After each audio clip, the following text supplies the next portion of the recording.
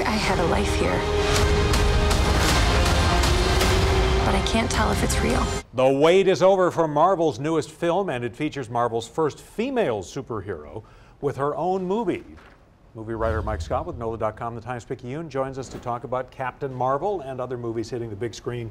But Captain Marvel's the big one. Yeah, which is appropriate. First female Marvel superhero standalone movie on International Women's Day.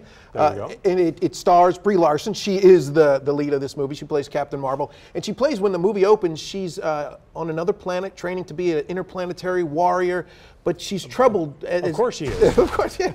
And she's troubled by visions of a past life of somewhere else. And sooner or later, she lands on Earth, where she can investigate that past, where she meets up with a young Nick Fury, played by a digitally de-aged Samuel L. Jackson.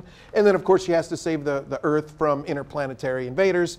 And this one's being knocked for being a little bit pedestrian in the action department, as well as for having a little bit of a convoluted plot. But what saves the day is its sense of humor. It's got a bit of nostalgia in it because the Earth that she lands on is a 1990s version of Earth. So there's a lot of nostalgia there. But above all, Brie Larson saves the day as Captain Marvel, particularly in the end.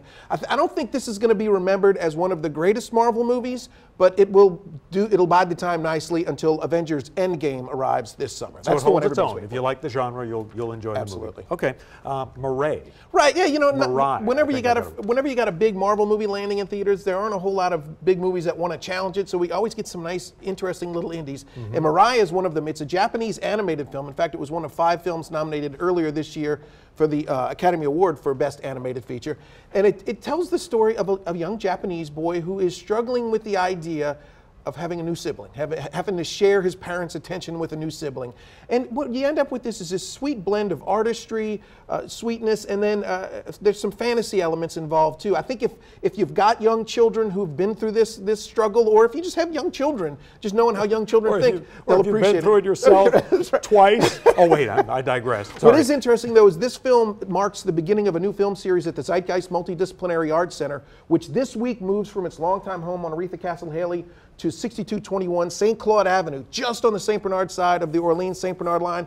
That allows them to expand their hours, so every day at 2, they're going to have children's movies. This is the first one. Wow, that's great. Yep. You are a bundle of information. All right, Apollo 11, I love your description of this documentary. Yeah, this is, I think, the movie to go see this week, particularly if you're a nerd like you and I. As a space nerd, a history nerd, you'll enjoy this. It's the moon landing, the story of the Apollo 11 mission to the moon, which incidentally was 50 years ago this year.